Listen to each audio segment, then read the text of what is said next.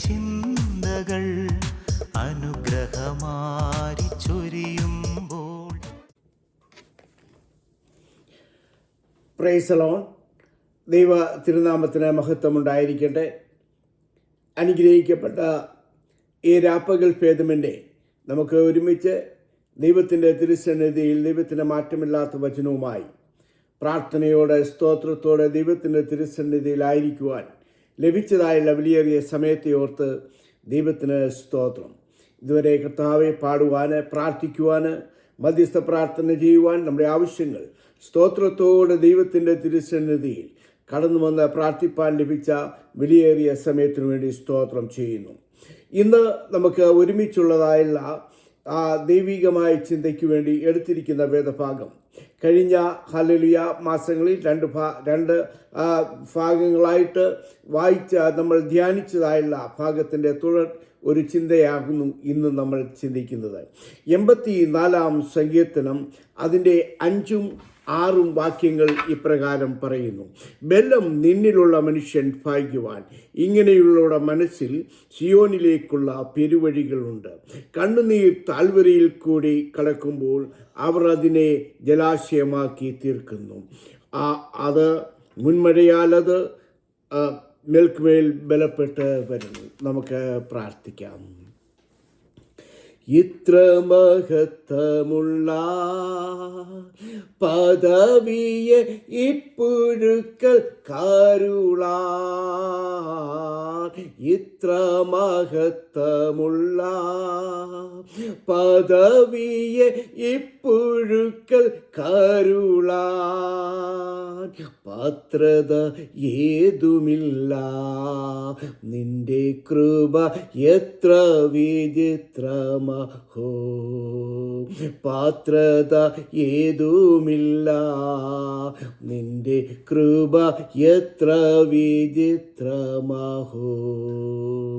കൽവറിയിൽ കൂടി അത്യന്തമായി ഞങ്ങളെ സ്നേഹിച്ചുകൊണ്ടിരിക്കുന്ന ഞങ്ങളുടെ വാഴ്ത്തപ്പെട്ട സ്വർഗീയ പിതാവേ, അനുഗ്രഹിക്കപ്പെട്ടതായുള്ള ഈ കർത്താവേ, ഈ ദിവസം ഞങ്ങൾക്ക് ഒരുമിച്ച് കർത്താവേ 2025 നവംബർ മാസം ഈ അവസാന ദിവസങ്ങളിൽ കർത്താവേ നിന്നെ സ്തുതിപ്പാനും സ്തോത്രം ചെയ്യുവാനും തരുന്ന വിലയേറിയ സമയത്തിനു വേണ്ടി സ്തോത്രം ചെയ്യുന്നു. കർത്താവേ, ഞങ്ങൾക്ക് ക്രിസ്തുവിൽ എന്നേക്കും ഒരു പേർപ്പെട്ട ഒരു കുടുംബമായി കടന്നു വന്ന് കർത്താവേ നിന്നെ ആരാധിപ്പാനും മഹത്വപ്പെടുത്തുവാനും കർത്താവേ ഞങ്ങളുടെ ആവശ്യങ്ങൾ സ്തോത്രത്തോടെ അർപ്പിപ്പാനും ലഭിച്ച സമയത്തിനു വേണ്ടി സ്തോത്രം. ഇതുവരെ വ്യാപരിച്ച എല്ലാ ദൈവകൃപകൾക്ക് വേണ്ടി സ്തോത്രം. ഞങ്ങൾ വായിച്ച വചനത്തിനു വേണ്ടി ഞങ്ങൾ പ്രാർത്ഥിക്കുന്നു. പാപത്തെക്കുറിച്ചും നീതിയെക്കുറിച്ചും ന്യായവിധിയെക്കുറിച്ചും ബോധം വരുത്ത ദൈവത്തിൻ്റെ പരിശുദ്ധാത്മാവ് ഇന്ന് ഞങ്ങൾക്ക് വേണ്ടി വിളമ്പി തരണമേ. സംസാരിക്കുന്ന അടിയനും കേൾക്കുന്നതിൻ്റെ മക്കളും അവിടുത്തെ വക, അവിടുത്തെ കൃപ ഞങ്ങളുടെ മേൽ പകരണമേ എന്ന് ഞങ്ങൾ പ്രാർത്ഥിക്കുന്നു. പ്രാർത്ഥന കേട്ടുകൊണ്ട് സ്തോത്രം. സകലതും യേശു ക്രിസ്തുവിന്റെ നാമത്തിൽ കൃപയോടെ കേൾക്കണമേ പിതാവേ, ആമേൻ. വായിച്ചു കേട്ട വേദഭാഗം അതിൻ്റെ ചരിത്ര പശ്ചാത്തലമൊക്കെയും കഴിഞ്ഞ 2 പ്രസംഗത്തിൽ ഞാൻ പറഞ്ഞതാണ്. 84-ാം സങ്കീർത്തനം എഴുതിയത് അതിൻ്റെ മുകളിൽ എഴുതിയിട്ടുണ്ട് കോരഹ് പുത്രന്മാർ.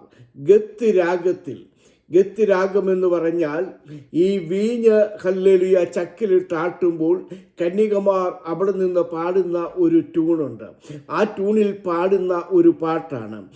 ഈ ഇസ്രായേൽ മക്കൾ യെരുശലേം ദേവാലയത്തിലോട്ട് അവർ സിയോൻ യാത്രക്കാരായി കയറി പാടിയുന്ന ഒരു പാട്ടും കൂടെയാണ് ഇത്. ഈ പാട്ടിൻ്റെ പശ്ചാത്തലം സംഖ്യാപുസ്തകം 16-ാം അധ്യായം 1-ാം വാക്യത്തിൽ ഇപ്രകാരം പറയുന്നു. അത് ഇപ്രകാരമാണ്: ലേവി ഗോത്രത്തിൽ കോരഹ്യനായ ഹല്ലേലൂയ കെഹാത്യനായ ഇസാക്കിന്റെ മകനായ കോരഹ്, ഹല്ലേലൂയ രൂബേൻ ഗോത്രത്തിൽ ഹല്ലേലൂയ ഏലിയാസിന്റെ മക്കളായ ദാദാൻ, അബീരാം, പെലാത്തിന്റെ മകനായ ഓൻ തുടങ്ങിയ 250 പേർ മോശയ്ക്കും അഹ്റോനുമെതിരെ അവർ വല്ല വിശുദ്ധർ, ഞങ്ങളും വിശുദ്ധരാണ് എന്ന് അവർക്കെതിരെ ഹല്ലേലൂയ കലഹിച്ചപ്പോൾ ആ 250 പേര് ഹല്ലേലൂയ കലഹിച്ച് അവർ ഒരുമിച്ച് കൂടി മോശയ്ക്കും അഹ്റോനും ഫറവോനുമെതിരെ അവർ പാപം ചെയ്തപ്പോൾ ദൈവസന്നിധിയിൽ ദൈവത്തിൻ്റെ നടമ്പാടുപെട്ട് കരഞ്ഞു പ്രാർത്ഥിച്ചപ്പോൾ മോശയോടും അഹരോനോടും പറഞ്ഞു, ധൂപകലശവുമായി എല്ലാവരും അവരവരുടെ ഗോത്രങ്ങളായി കടന്നു വരുവാൻ പറഞ്ഞപ്പോൾ ഈ 250 പേരും കോരഹും ഹല്ലേലൂയ അബീരാം ഓൻ ഹല്ലേലൂയ തുടങ്ങിയതായുള്ള ഇവരെല്ലാം അവിടെ കടന്നു വന്നു.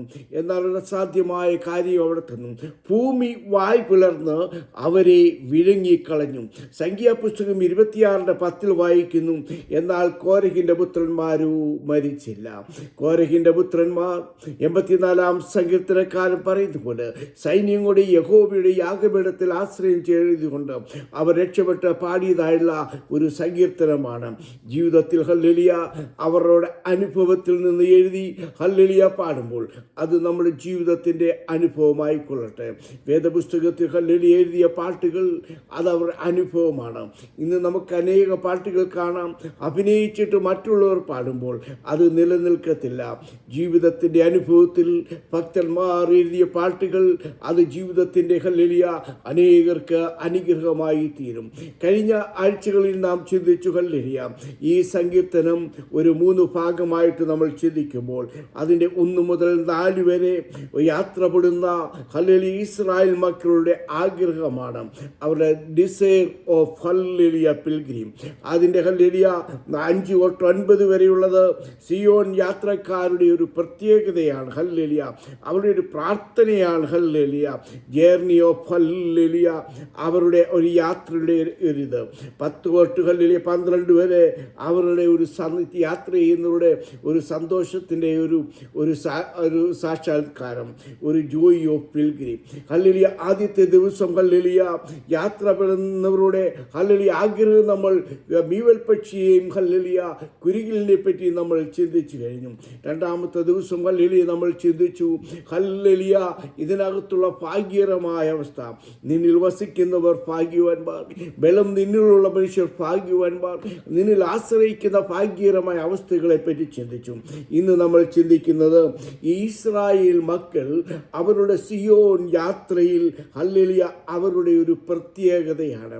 ഇസ്രായേൽ മക്കൾ കൂട്ടം കൂട്ടമായി ഹല്ലേലൂയ യെരൂശലേം ദേവാലയത്തിൽ ഹല്ലേലൂയ സിയോനെ ലക്ഷ്യമാക്കി മുന്നോട്ട് പോകുമ്പോൾ അവരുടെ ഹല്ലേലൂയ ഒരു പ്രത്യേകത.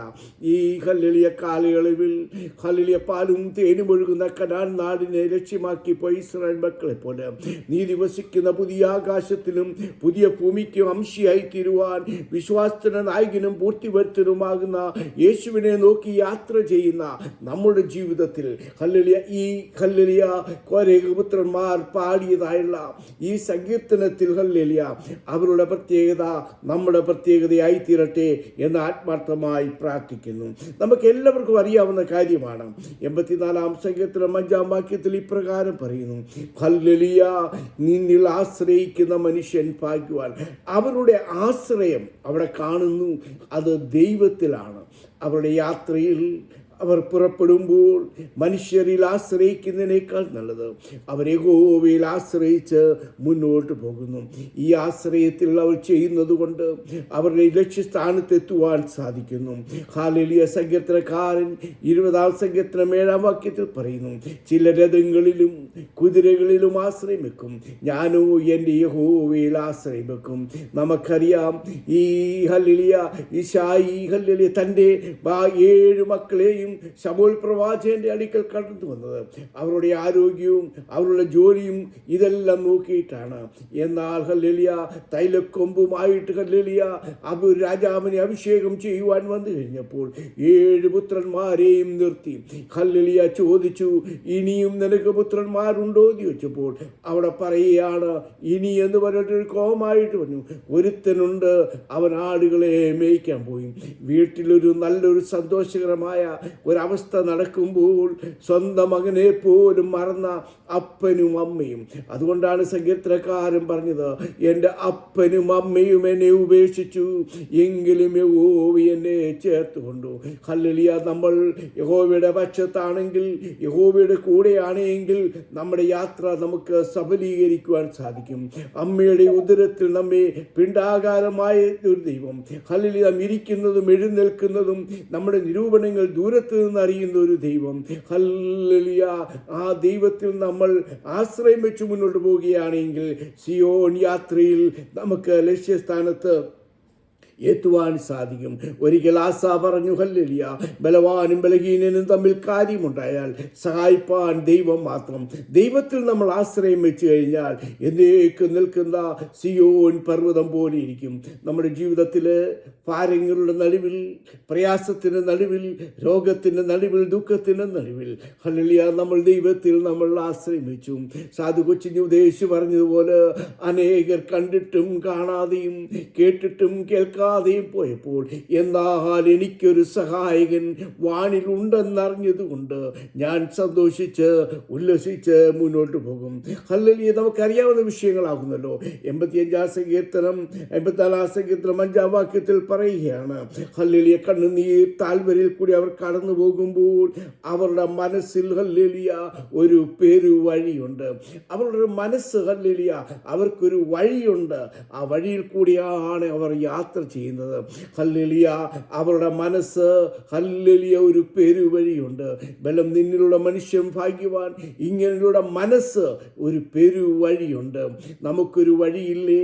യോഹന്നാന്റെ സുവിശേഷം 14-ാം അധ്യായത്തിൽ ഹല്ലേലൂയ യേശുക്രിസ്തു പറഞ്ഞു, ഞാൻ തന്നെ വഴിയും സത്യവും ജീവനുമാകുന്നു. അനേകർ പല വഴികൾ തേടിപ്പോകും, എന്നാൽ നമുക്കൊരു വഴിയുണ്ട്. വഴി കാണിച്ചു തന്നവൻ. വഴിയിലേത് പ്രശ്നമുണ്ടെങ്കിലും അവൻ്റെ ഉള്ളങ്കരങ്ങളിൽ അവൻ നമ്മെ വഹിച്ചോളും. സദൃശവാക്യം പറയുന്നുണ്ട്, മിക്ക മനുഷ്യർക്കും ഒരു വഴി ചൊവ്വായിട്ട് തോന്നും, എന്നാൽ അതിൻ്റെ അവസാനം നാശമായിരിക്കും. എന്നാൽ ഹല്ലേലൂയ നമ്മുടെ വഴി നമ്മൾ ഏതാണ് നാം തിരഞ്ഞെടുക്കുന്നത്? നാശത്തിലോട്ടുള്ള വഴിയാണോ അതോ ജീവനിലേക്കുള്ള വഴിയാണോ നാം തിരഞ്ഞെടുക്കുന്നത്? ഹല്ലേലൂയ. അതുകൊണ്ടാണ് സങ്കീർത്തനക്കാരൻ 2:12 പറയുന്നു, നിങ്ങൾ വഴിയിൽ വെച്ച് നശിക്കാതിരിപ്പാൻ നാം പുത്രനെ ചുംബിപ്പാൻ. ഹല്ലേലൂയ. വഴിയിൽ വെച്ച് നശിക്കുവാൻ സാധ്യതയുണ്ട്. വഴിയിൽ ഹല്ലേലൂയ പലതര പ്രയാസങ്ങളും പ്രശ്നങ്ങളും നമ്മുടെ ജീവിതത്തിലൊക്കെയും കടന്നു വരും.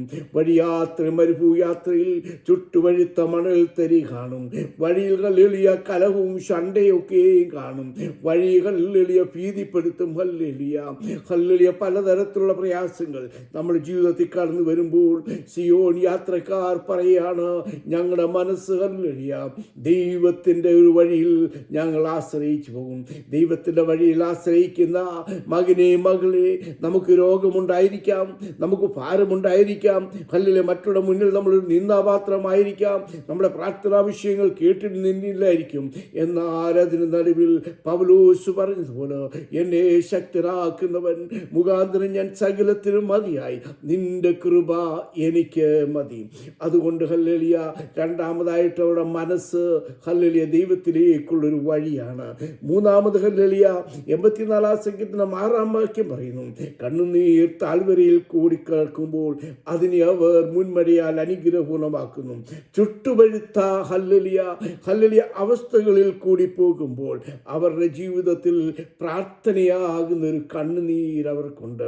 അവരുടെ ജീവിതത്തിൽ ഹല്ലേലൂയ അവരുടെ പ്രയാസങ്ങൾ നിറവിൽ കണ്ണുനീരിൻ്റെ അവസ്ഥയിൽ വാക്കാത്താൽവരുടെ അനുഭവങ്ങൾ കടന്നു വരുമ്പോൾ അവരുടെ ജീവിതത്തിൽ അവരെ ആശ്രയിക്കുവാൻ അവർക്കൊരു പ്രാർത്ഥന, കണ്ണുനീരോടുള്ളൊരു പ്രാർത്ഥന. ഭക്തന്മാരുടെ അനുഭവം നമുക്കറിയാം.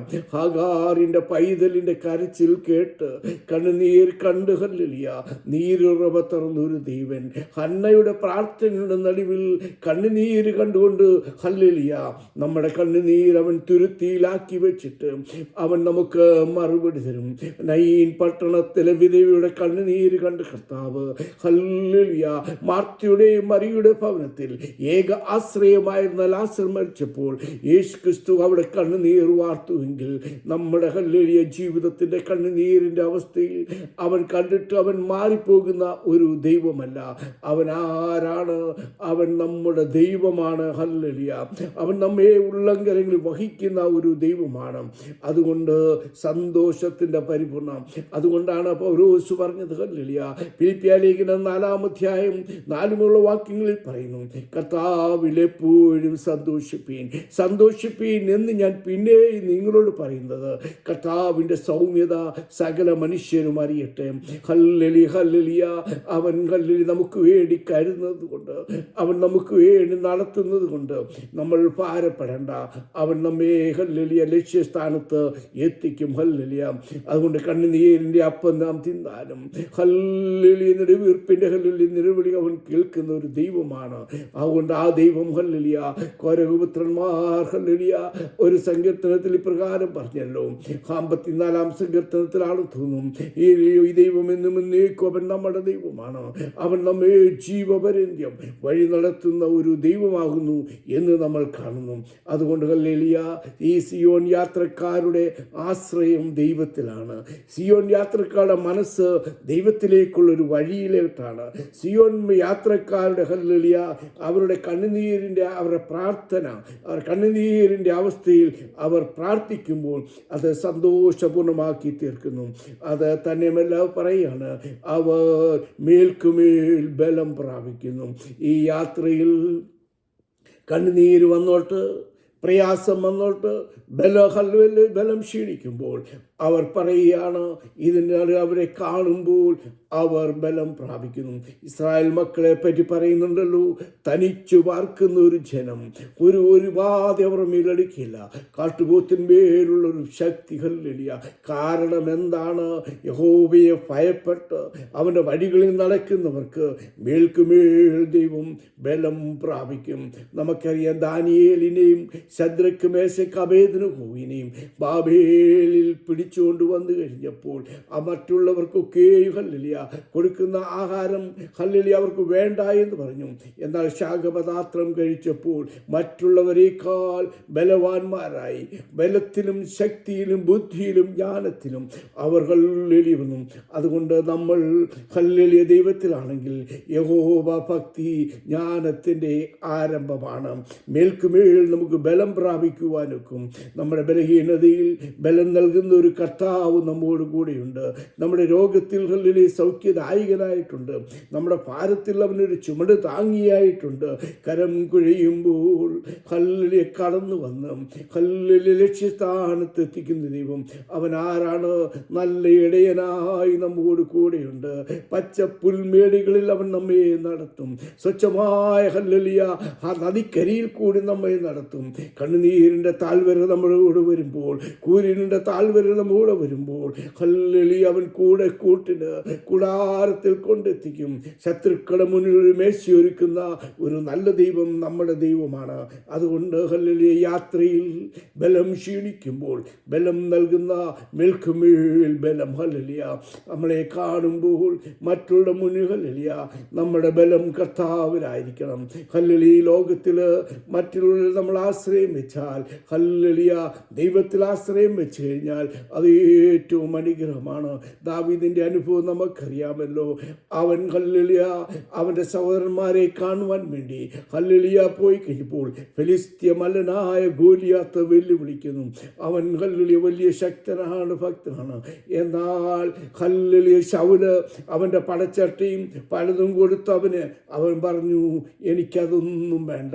ഹല്ലേലൂയ അവൻ ഇസ്രായേലിലെ ദൈവത്തിൽ ആശ്രയിച്ചുകൊണ്ട് ഹല്ലേലൂയ കല്ലും കവണിയുമായി ചെന്ന് ഫെലിസ്ത്യ മല്ലനെ നേരിട്ട് കഴിഞ്ഞപ്പോൾ അവൻ്റെ ബലത്തിലോ ശക്തിയിലോ അല്ല, അവൻ ആരാധിക്കുന്ന, അവൻ സേവിക്കുന്ന ഇസ്രായേലിലെ ദൈവത്തിൽ ആശ്രയിച്ചതുകൊണ്ട് അവൻ മേൽക്കുമേൽ ബലപ്പെട്ടു.